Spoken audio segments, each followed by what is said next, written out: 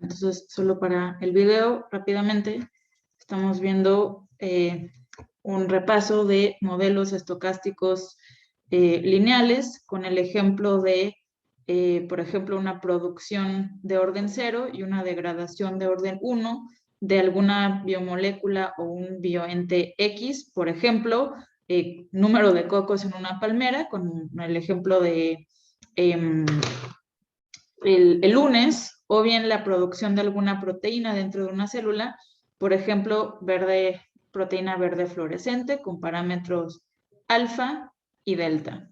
Entonces, lo que veíamos es que si hacíamos una integración numérica del sistema determinista, dada una condición inicial y un conjunto de parámetros, pues siempre la trayectoria iba a ser exactamente idéntica y pues en particular podemos ver convergencia a un punto de equilibrio, en este caso asintóticamente estable, que también depende de parámetros.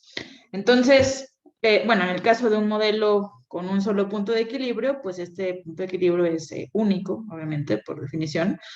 Hoy vamos a ver qué sucede cuando tenemos más de un punto de equilibrio.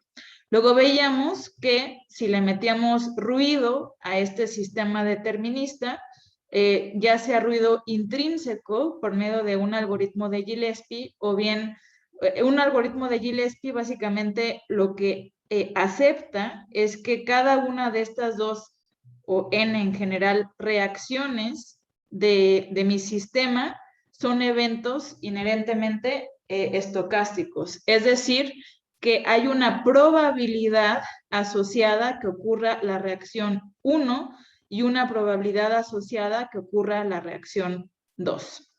Entonces, pues va a haber una probabilidad de reacción 1 y una probabilidad de reacción 2 y también una probabilidad de que no ocurra nada.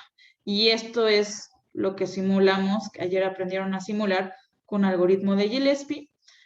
Otra manera de simular un sistema estocástico en biología es por medio del algoritmo de Euler-Maruyama.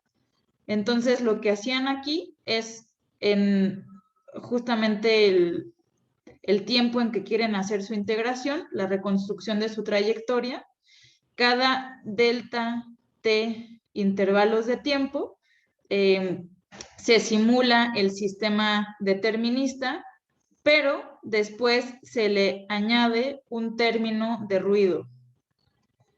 Como se le añade un término de ruido, se le llama ruido aditivo. Lo que se hace aquí es muestrear un número de una distribución gaussiana con media en 0 y desviación estándar, bueno, la que se decida. Entonces, ¿esto qué significa? Pues digamos que, bueno, los que entraron a la plática de hoy en la mañana, bueno, a las 12 del día, del seminario de biología teórica, pues es como el ruido browniano, ¿no? Como si tuviéramos un borrachito que más o menos, o sea, si ahora nuestra trayectoria es un borrachito que sabe que tiene que eventualmente llegar acá, o sea, tiene una noción de su destino, pero pues igual en cada paso titubea un poco, ¿no? Entonces, medio camina para acá y luego avienta una moneda al aire y pues a veces se va para arriba, luego camina un poco para acá, otra vez y ahora para abajo, luego para arriba, y así. Entonces, pues como saben, los borrachitos no caminan en línea recta, pero eventualmente, a menos de que todo esté muy mal, llegan a su destino, ¿no? Entonces, cuando hacemos simulaciones de un proceso estocástico con ruido aditivo, pues de hecho justamente tenemos nuestro término determinista que nos va a dar la dirección o el sesgo del proceso de la caminata aleatoria, ¿sí? O sea, si aquí no tuviéramos ningún modelo, pues simplemente nuestro borrachito caminaría en promedio, caminaría derecho, pero a veces iría para arriba, a veces para abajo, a veces para arriba, a veces para abajo. O sea, en cada paso que se da, en cada delta T paso que se da, se avienta un volado y según si sale Águila o Sol, camina tantito para arriba o tantito para abajo, ¿sí? Entonces, eso es un poco la intuición de lo que hace este algoritmo, ¿no? Cada paso que doy, aviento una moneda al aire, muestreo un número al azar y dependiendo de qué número al azar muestreo, si muestreo de este lado de mi distribución, pues le añado, perdón, bajo un poquito, si muestreo de este lado, subo un poquito.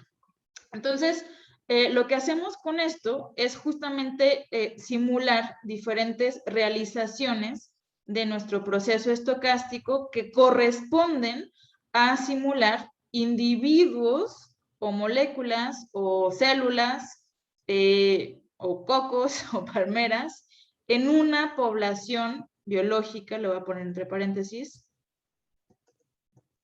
heterogénea. Aquí la palabra heterogénea es importantísima porque justamente lo que veíamos el lunes es que la gran motivación de trabajar con modelos estocásticos es que nos permite ya no nada más reconstruir el promedio poblacional, ¿no? Sino toda la distribución, o sea, preguntarnos cosas como cuánta varianza hay en nuestra población, si esto es, no sé, número de cocos por palmera o cantidad de GF verde fluorescente por célula, etcétera, ¿sí? Entonces, pues no nada más vamos a tener nuestro promedio, sino también podemos ver, pues si hay algunas células o algunas palmeras que son las raras, ¿no? El gran problema interesantísimo desde un punto de vista evolutivo de las colas largas, también qué tan gordita está nuestra distribución, qué tanta varianza hay en el sistema, qué tanta heterogeneidad poblacional,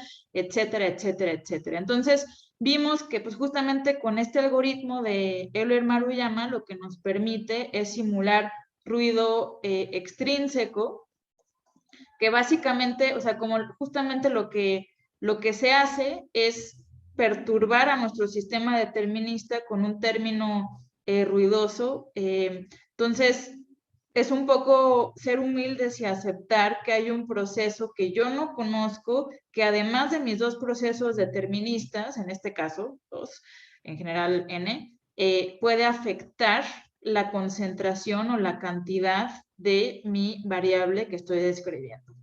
Por otro lado, nuestro algoritmo de Gillespie ya rayé esto muchísimo, lo que ni siquiera exige, o sea, ni siquiera se requiere, ¿por qué tengo una goma?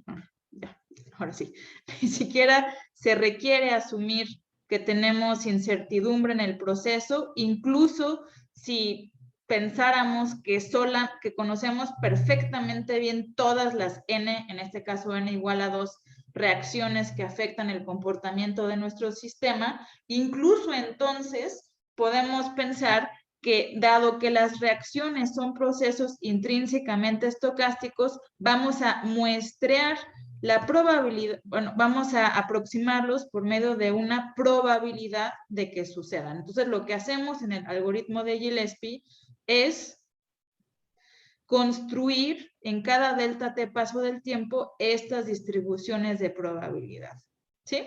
Entonces, solamente quisiera un momento, por favor. Quisiera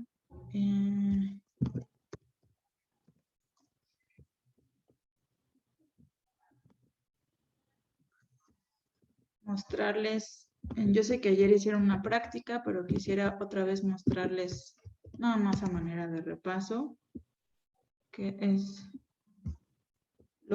cómo luce esto cuando lo hacemos en la computadora. Y tengo demasiadas cosas aquí, entonces ya no veo nada.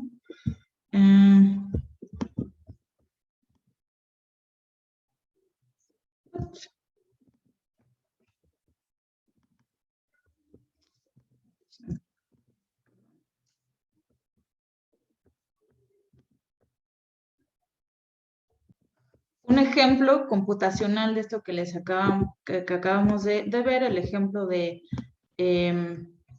hecho es justamente este ejemplo de proteínas verde fluorescente en el tiempo. Esto es una versión en MATLAB de exactamente la misma práctica que hicieron ayer. Entonces, pues tenemos un sistema lineal en donde tenemos una producción de orden 0, una degradación de orden 1 y una condición inicial dada. Este sistema en particular tiene una solución analítica que no nos importa en este momento, en la parte determinista, bueno, de hecho la estocástica también tampoco lo vamos a ver.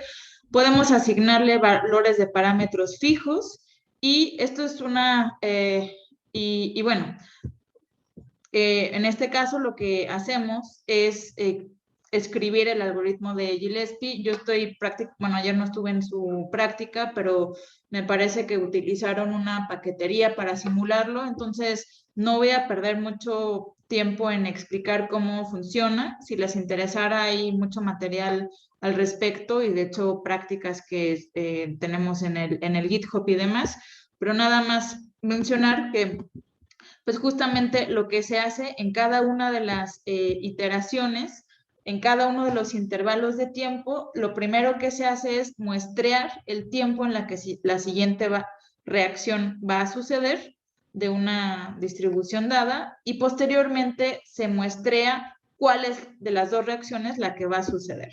Entonces, lo bonito cuando hacemos esto es que simulamos este proceso una vez, pues vamos a tener una trayectoria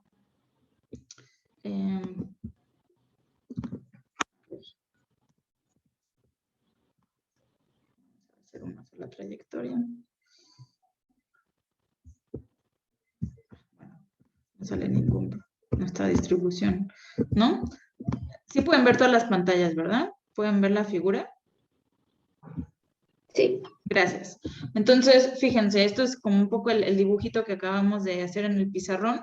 Aquí tendríamos el comportamiento determinista de nuestro sistema, ¿sí? Que va a converger a una solución de equilibrio y esta línea en azul es una realización del proceso estocástico utilizando el algoritmo de Gillespie. Y si se fijan, es lo que decíamos, ¿no? Es como el borrachito que más o menos camina alrededor de nuestra solución determinista, pero pues ahí más o menos, ¿no? O sea, pues sí, eventualmente llega más o menos alrededor del destino, pero bueno, lo interesante es cuando hacemos este ejercicio, es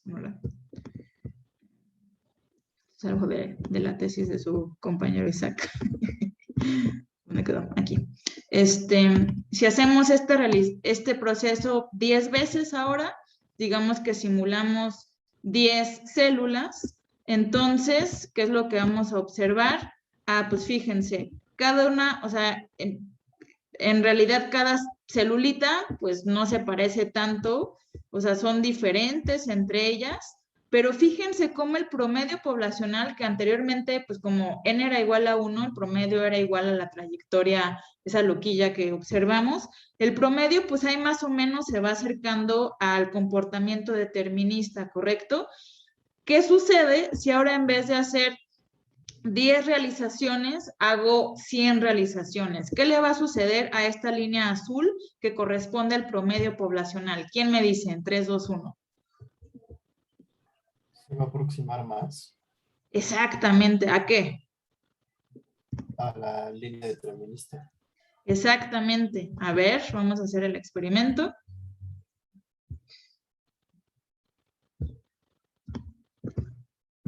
Y exactamente eso es lo que sucede, ¿no? Entonces, pues lo que vemos aquí es pues un ejemplo claro de ley de los grandes números, ¿no? En promedio, la población se parece o se comporta como nuestro sistema determinista. Entonces, si a nosotros, entonces, ¿cuál es la lección de esto? Si a nosotros nos interesa estudiar el comportamiento promedio de una población grande y bien mezclada, entonces nuestro modelo determinista con ecuaciones diferenciales ordinarias es suficiente. Si no es el caso, si nosotros tenemos un sistema con poquitas moléculas o poquitos entes, donde la probabilidad de interacción va a ser importante, entonces va a ser más, bueno, donde la probabilidad de interacción, más bien, el hecho de que las reacciones sean eventos estocásticos, entonces va a ser importante que consideremos un modelo estocástico. Por lo mismo, por otro lado, también, si nos interesa no nada más el primer momento de nuestra distribución, es decir, la media, sino también, por ejemplo, la desviación estándar o la kurtosis, etcétera, entonces, pues claro que no es suficiente con describir nuestro sistema determinista que estaría dado por esto sería la distribución estacionaria, sino que pues necesitamos construir de forma heurística cómo sería nuestra distribución, el comportamiento, bueno, la distribución de nuestra población. Y con esto, por ejemplo, podemos obtener cosas como cuál sería la dinámica de, por ejemplo, la desviación estándar en el tiempo, ¿no? Entonces, eso es lo que vieron ayer. Espero que haya quedado claro y que haya quedado más claro ahora. Y pues bueno, hasta ahora pensarán, bueno, pues qué padre, ¿no? O sea, pues sí, en promedio, si tenemos un sistema con muchas moléculas o con muchos entes, pues en promedio se va a comportar como nuestro sistema determinista, pues ¿para qué me complico la vida? Bueno, ahora te les voy a decir por qué o en qué, uno de los ejemplos en donde se puede complicar las cosas bastante, tanto para bien como para mal. ¿Por qué digo para bien como para mal? Bueno, para mal, pues porque más chamba siempre, bueno, podría ser para mal. Para bien, porque pues podemos sacar algunos atributos o algunas propiedades emergentes de nuestro sistema biológico que de otra forma no podíamos observar. Quiero nada más cerrar esta parte de nuestros modelos, de este repaso de nuestros modelos lineales, diciendo que en particular cuando tenemos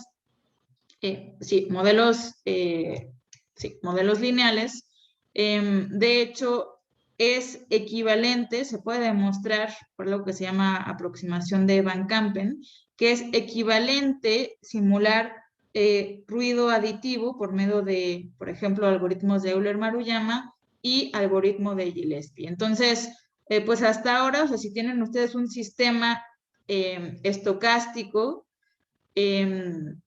lineal, pues hay dos cosas que pueden deducir. O sea,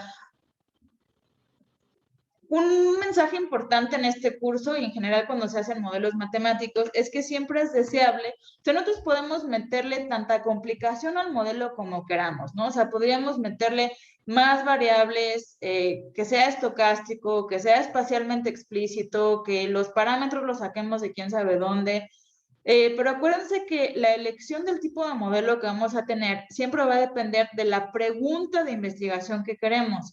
O sea, no necesariamente queremos hacer un modelo barroco, digamos, en el que le metamos todas las decoraciones y todos los elementos.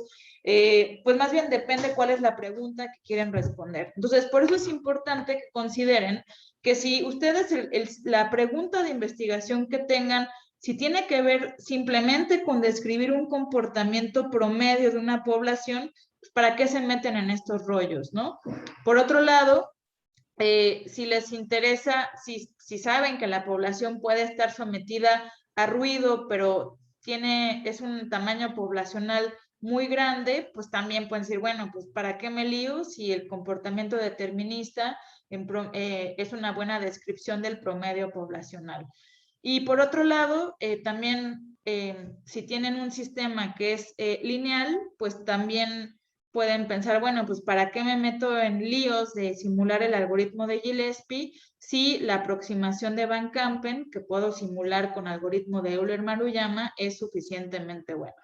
Entonces, siempre este dicho tan trillado, pero no por eso menos importante, de que siempre debemos aspirar como modeladores a hacer los modelos lo más sencillo posible, pero no más sencillo que eso, ¿sí? Entonces, suena trivial, no lo es, créanme. Nosotros, por ejemplo, en mi grupo de investigación, siempre esa es la idea que tenemos, hacer los modelos mínimos, lo más sencillo posible para poder explicar cierto comportamiento emergente. Entonces siempre intentamos no irnos, o sea, no necesariamente hacer las versiones más complicadas o complejas de nuestro modelo, pero sí lo suficientemente ricas para que podamos recuperar nuestros comportamientos emergentes buscados. ¿Ok? Bueno, entonces ahora sí vamos a pasar a modelos, bueno, vamos a empezar a juntar lo mejor de los tres mundos. Hemos visto desde el inicio de este curso comportamientos multiestables. ¿Cómo puedo borrar todo? Sí. Ok. Entonces, desde el inicio del curso empezamos a ver sistemas en donde podíamos tener más de un punto de equilibrio. Entonces, como lo hicieron en una de las prácticas la semana pasada, eso significa que si yo tengo, por ejemplo, dos atractores o dos puntos de equilibrio estable en nuestro sistema, le voy a llamar X estacionario 1 y X estacionario 2. Entonces, si yo dibujo cómo luce mi trayectoria determinista, ¿qué es lo que va a suceder? Dependiendo de qué, va a suceder qué o qué. ¿Qué me dicen? Si hay estabilidad, bueno, dependiendo de cuál sea el estable, o de la condición inicial más bien, Sí. por ejemplo, digamos que esa es inestable, entonces se va a ir hacia los lados estables y pues abajo lo mismo. Cosas así, ¿no? Uh-huh. ¿Sí? Entonces, eso lo veíamos otra vez lo mismo. Este comportamiento determinista lo observábamos para un conjunto, elección de colores, ¿verdad? Para un conjunto fijo de parámetros, ¿no? Entonces, para este conjunto fijo de parámetros, vamos a ver esta dependencia de condiciones iniciales que básicamente va a dividir a mi espacio de estados en dos vasijas de atracción, la vasija de atracción 1 y la vasija de atracción 2, separadas por, en este caso, por este punto inestable, que van a converger a este o a este equilibrio. Y luego veíamos que podíamos hacer dibujos lindos, como esto que es un diagrama de bifurcación, donde si graficábamos el punto de equilibrio de nuestro sistema en función de parámetros, entonces podíamos observar cosas como así, ¿no? O sea, en la práctica que hicieron, cuando variamos alguno de los parámetros, podríamos obtener dos valores críticos, dos umbrales que corresponden a bifurcaciones silla-nodo, que lo que van a hacer es definir esta región que a nosotros nos encanta, porque nos habla de plasticidad celular, bueno, si es que estamos hablando de células, en general plasticidad, que es nuestra región biestable. Entonces, este parámetro, en este ejemplo, este parámetro P estrella, pues vive aquí adentro porque justamente tenemos dos soluciones de equilibrio, ¿no? Este sería la XS1 y esta de aquí abajo, la XS2. Entonces, esto es lo que vimos la semana pasada, cuando todavía estábamos en un mundo determinista, y algo que les empezaba yo a adelantar ahí, bueno, de hecho me parece que hicieron ese ejercicio en su práctica. Una de las grandes preguntas cuando nosotros tenemos comportamiento o sistemas de este estilo, deterministas, yo sigo hablando de algo determinista, la gran pregunta es, ¿puedo yo predecir estos dos umbrales, sí o no? Entonces, la semana pasada ustedes hicieron una práctica donde justamente simularon, hicieron simulaciones que lucían así más o menos, X de t, bueno, creo que era Y de t lo que simulaban, ponían aquí alguno de los puntos de equilibrio Y entonces empezaban a hacer variaciones sobre un parámetro y lo que veían era que para un parámetro lejos de la bifurcación tenían un comportamiento de convergencia rápido y luego se iba alentando y alentando y alentando, cada vez más lento hasta que de pronto ya no convergía a este valor. Estos son trayectorias para diferentes valores de mi parámetro de bifurcación. ¿Se acuerdan de eso, sí o no? Sí. Fantástico. Sí.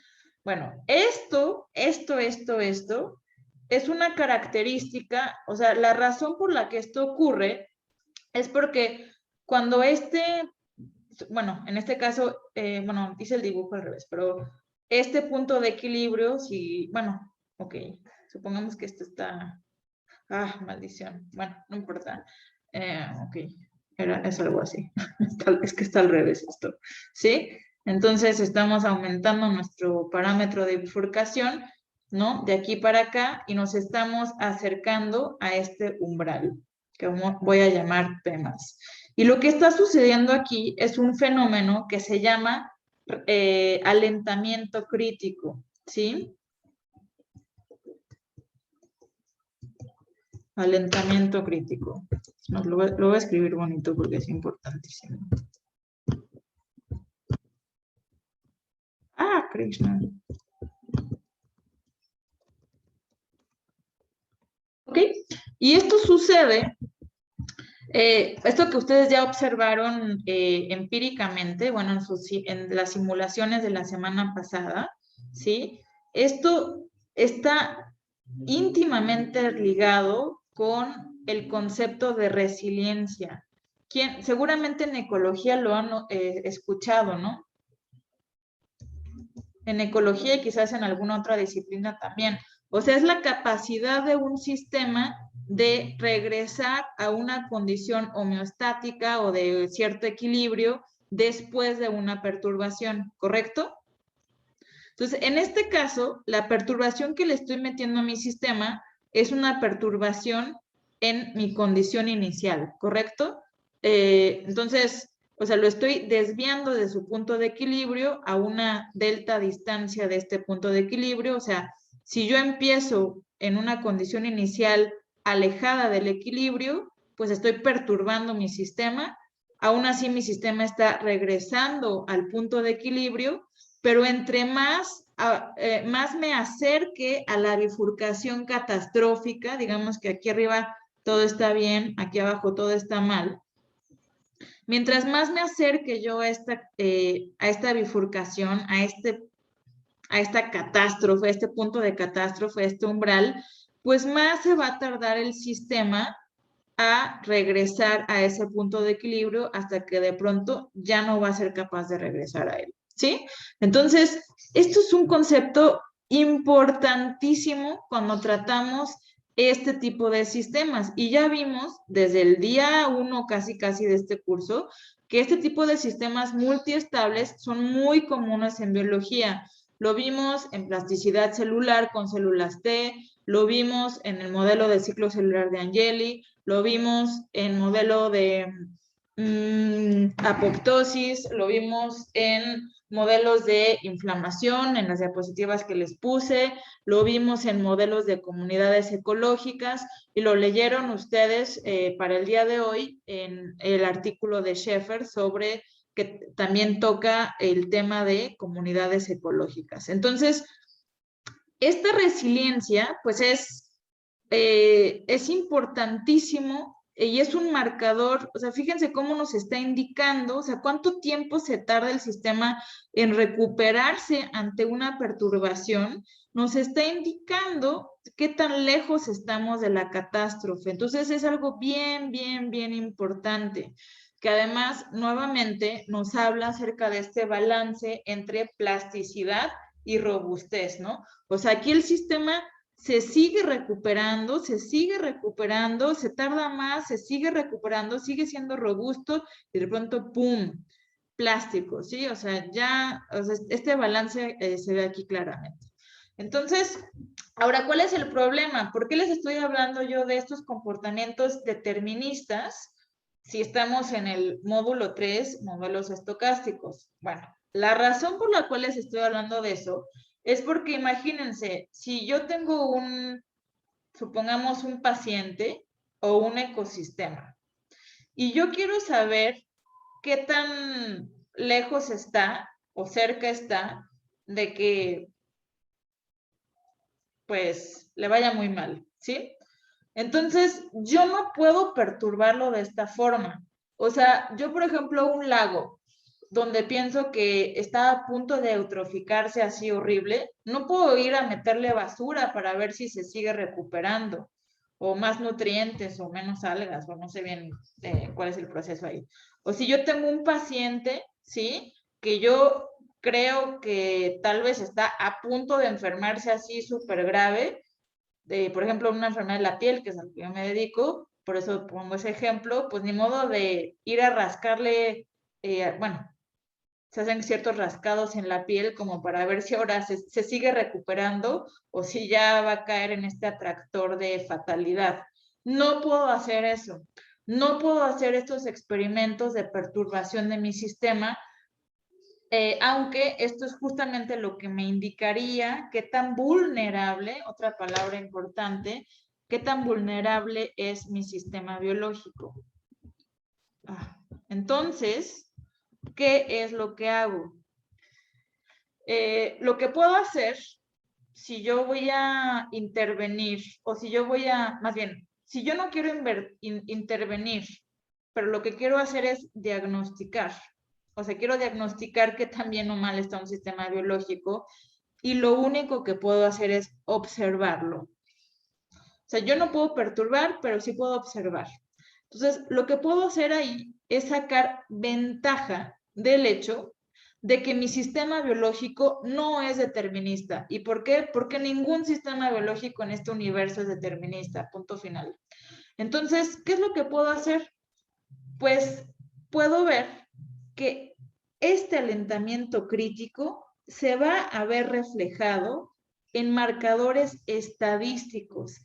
Se va a ver reflejado, por ejemplo, en un aumento en la varianza. Ay, qué feo escribo, perdón. ¿Y esto por qué es? Esto es por una razón, bueno, no es tan complicada, pero lo que tengo que hacer es, lo que puedo hacer en el corto tiempo que tengo es darles solamente la intuición, pero por eso necesito, no, necesito más pizarrón, pero quedarme con esto, ¿cómo hacerle? Bueno, pues, ni modo. Ok, entonces, tengo que hacer mi dibujo otra vez, tenemos algo así, quiero predecir esta bifurcación de acá. Veíamos que si yo simulo, otra vez estoy dibujando muy grande, que si yo simulo esto en el tiempo, esto es el equilibrio, si yo simulo esto en el tiempo para diferentes valores de parámetros, entonces observo este alentamiento crítico, donde eventualmente va a haber un punto de quiebre que sería la bifurcación, o cerca de la bifurcación.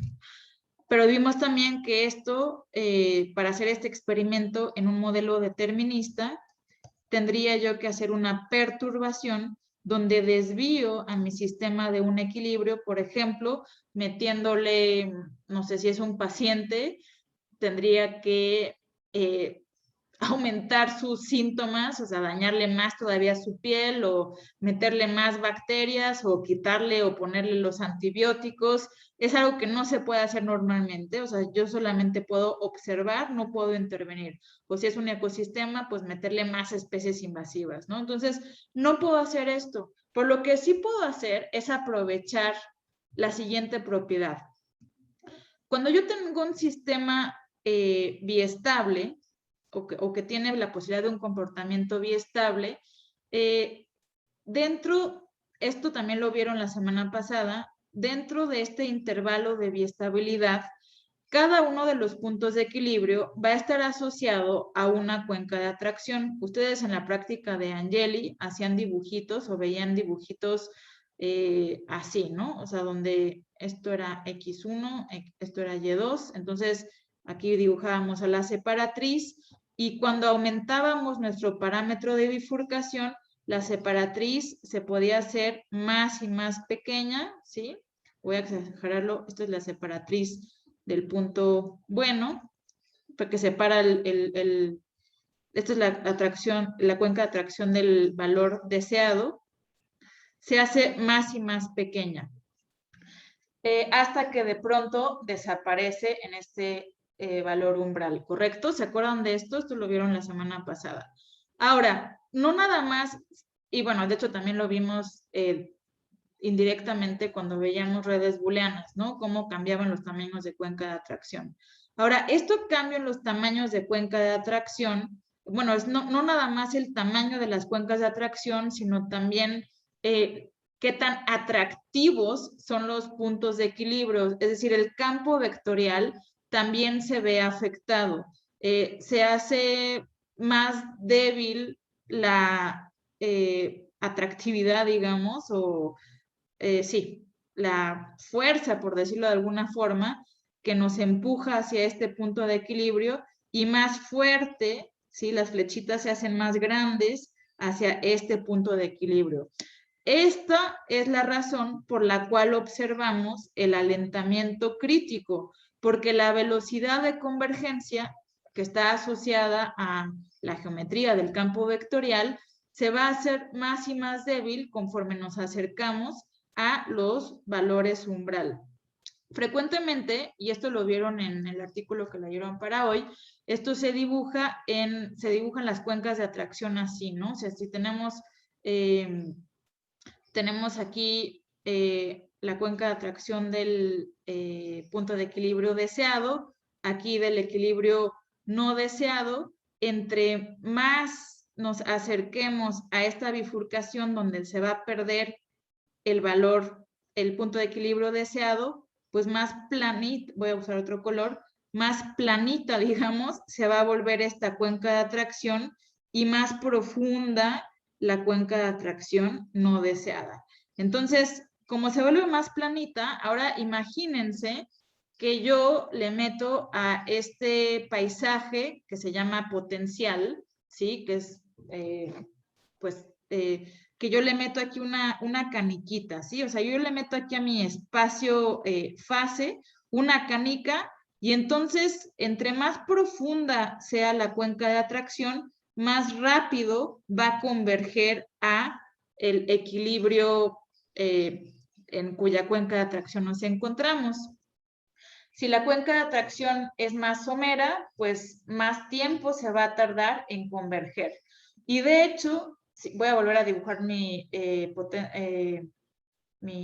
potencial, las cuencas de atracción, y de hecho, si tenemos un sistema estocástico donde el sistema siempre va a estar brincando, el borrachito, ¿no? Va a estar brincando del valor de equilibrio en este caso. Acuérdense cuando hacían simulaciones estocásticas ayer, si esto era el punto de equilibrio, pues básicamente las trayectorias siempre bailaban alrededor del punto de equilibrio. Pues lo mismo en este caso, van a bailar menos si la cuenca de atracción es más profunda, ¿no? O sea, es casi como si tuvieran un vaso más profundo, pues es más fácil, es más difícil que brinquen muy lejos, ¿no? O sea, están atrapados en su cuenca de atracción porque el espacio vectorial es muy atractivo. Mientras que si la cuenca de atracción es más somera, pues el borrachito va a tener una capacidad de bailar más alrededor de mi punto de equilibrio. Entonces, esto se va a ver reflejado en que si yo, otra vez hablando de una distribución estacionaria, o sea, alrededor de mi punto de equilibrio, si yo me encuentro lejos de la bifurcación, o sea, en este caso, por ejemplo, donde tengo una cuenca de atracción del punto de equilibrio deseado grande y muy atractiva, pues quizás voy a estar bailando sí voy a estar bailando alrededor de mi punto de equilibrio, pero no tanto como si estoy ya cerca de la bifurcación, ¿sí? Cuando estoy cerca de la bifurcación, mi cuenca de atracción es más pequeña, se vuelve más somera, el campo vectorial se hace menos atractivo y entonces el borrachito va a poder bailar mucho más. ¿Y eso en qué se va a ver reflejado? En que la varianza, estoy exagerando obviamente, y no, esto no es una simulación estocástica, es yo dibujando como niña de 3 años, pero la intuición ahí está, ¿no? O sea, el borrachito va a bailar mucho más alrededor del punto de equilibrio. Importantemente, entonces, la pregunta del millón, si yo a ver, quiero que por favor me lo respondan, si yo estoy aquí y hago una simulación estocástica de mi sistema alrededor del punto de equilibrio, o si yo estoy aquí y también hago una simulación estocástica alrededor del punto de equilibrio, ¿cuál de estos dos valores esperarían ustedes que esté asociado a una varianza más grande y por qué? Bueno, más bien, ¿quién vota porque A va a tener una mayor varianza? ¿Quién vota porque B va a tener una mayor varianza? Alguien hable, por favor. Yo diría que B. B. Exactamente. ¿Por qué? Pues por lo mismo que ya habíamos dicho, en el punto B, al estar más cerca del punto de bifurcación, entonces estos cambios estocásticos que vamos a estar haciendo se van a ver reflejados de una forma más grande. Exactamente. Exactamente. Bien. Fantástico. Esa es exactamente la idea. Entonces, eso es una cosa fantástica, porque fíjense, si yo acepto que mi sistema biológico es estocástico, y eso lo puedo aceptar siempre, porque todos los sistemas biológicos son estocásticos, entonces lo único que tendría que hacer es observar la serie de tiempo y pues básicamente sacarle la varianza y ver pues qué tan grande está. Y eso ya me indicaría si mi paciente está a punto de sufrir un daño difícil de revertir o si está todo súper bien. Entonces, esto es bien importante porque nos sirve para el diagnóstico, ¿sí? Nos sirve para el diagnóstico y por lo tanto para estratificar, para decir, pues pues no le tengo que hacer nada, todo bien. Híjole, está muy cerca de que todo salga muy mal. Quizás sea bueno empezar a diseñar alguna estrategia para empujarlo un poquillo para allá, ¿sí? Una estrategia de prevención. Entonces aquí las palabras claves son diagnóstico y prevención.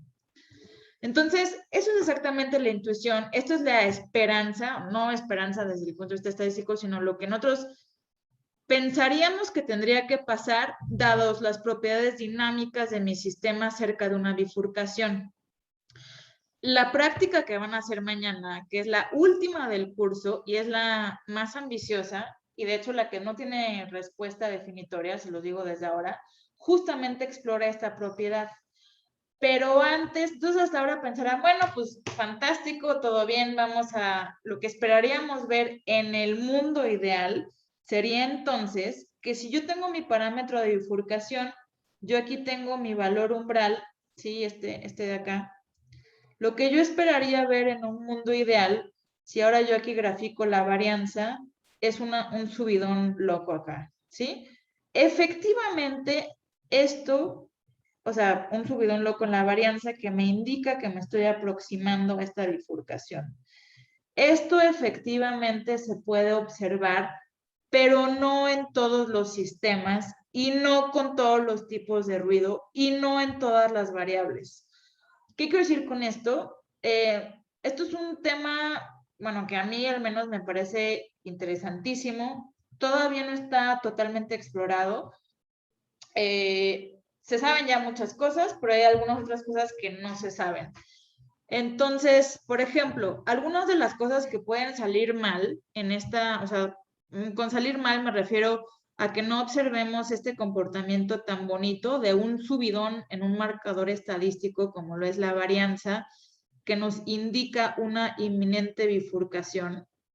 Algo que puede salir mal es que si yo, y de hecho esto tiene que ver también con lo que vieron en redes booleanas, es que, a ver, otra pregunta del millón. Asuman que yo estoy parada aquí, en el punto C le voy a llamar. Y ahora yo voy a perturbar a mi sistema, le voy a añadir ruido aditivo, por ejemplo, con Euler-Maruyama o como ustedes quieran. Bueno, si este ruido es igual a 0, ¿cuál es la probabilidad de que yo brinque de atractor feliz a atractor triste?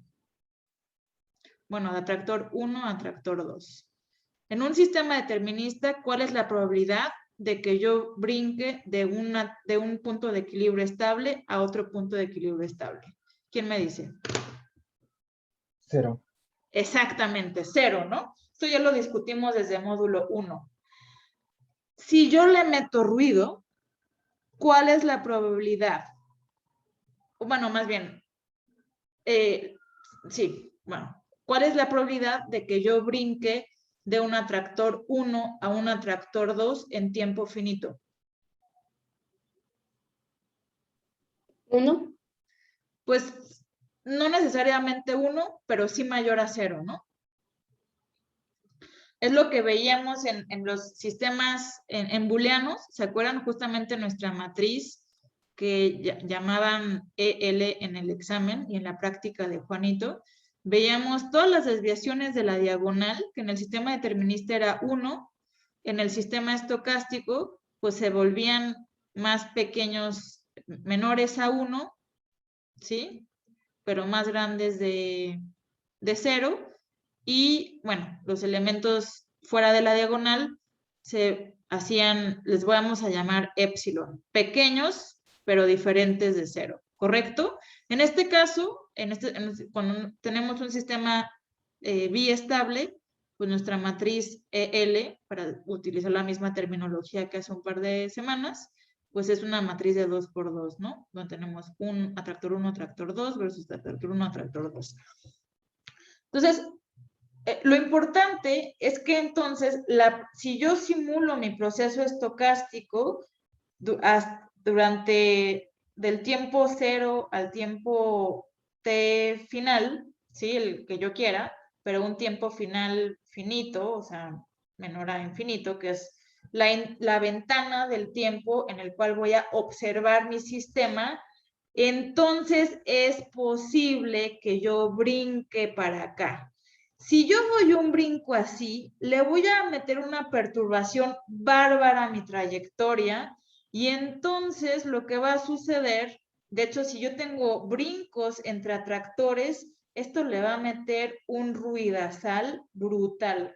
Entonces, algo que puede, de hecho, bueno, esta propiedad en sistemas biestables o multiestables en general es tan importante que se mide con algo que se llama passage time o tiempo de paso. Entonces, yo puedo medir cuánto tiempo tardo en promedio, bueno, si es en promedio, entonces se llama MFPT, Mean First Passage Time. Lo voy a escribir en bonito porque mi letra es espantosa. ¿Sí? Que es el tiempo promedio que requieren mis trayectorias para pasar que si yo empiezo aquí arriba para brincar por primera vez a esta cuenca de atracción. Entonces, el problema resulta, o sea, esta predicción de que la varianza, por ejemplo, se va a ver disparada cerca de mi umbral, se puede ver afectada, entre otras cosas, esta no es la única, mañana vamos a discutir las otras, por esta razón, porque cuando yo estoy en un sistema dentro en la mera región multiestable, es posible que yo observe un movimiento que se va a ver reflejado en una varianza brutal cuando las dos cuencas de atracción tienen una magnitud similarmente grande. De hecho, mean first passage time es la primera vez que paso de un atractor a otro. Cuando hay muchos brincos de una cuenca de atracción a otro, es un proceso que me parece describen en el artículo que leyeron para hoy, que se llama flickering. Perdón que use tantos pochismos, pero pues así se escribe la ciencia, lo siento. ¿Va? Entonces, mañana vamos a explorar una práctica que por favor háganla con tiempo. Vamos a explorar todos estos atributos. La idea detrás de la práctica es justamente ver si es posible deducir estos umbrales por medio de marcadores estadísticos. La respuesta, spoiler alert, es no es tan fácil, no es tan así. O no necesariamente es tan así. Y tiene que ver con muchas cosas. Una de ellas es este flickering que se observa en regiones multiestables y que va a distorsionar este marcador estadístico que esperaríamos ver como un subidón antes en predicción o que anteceda esta bifurcación. Entonces, hay formas de darle la vuelta. En este curso introductorio no tenemos tiempo para hacerlo, pero uno de ellos es una teoría que se desarrolló hace un par de años que se llama Dynamical Network Biomarkers, que es básicamente seleccionar el subconjunto de variables del sistema que sí van a mostrar este comportamiento estadístico de predicción de bifurcaciones. Pero bueno, más de esto el día de mañana. Por lo pronto, pues descansen, que tengan una buena noche y prepárense para la última práctica del curso. Y si no hay preguntas ni comentarios, nos vemos el día de mañana. Si las hay, háganlas ahora.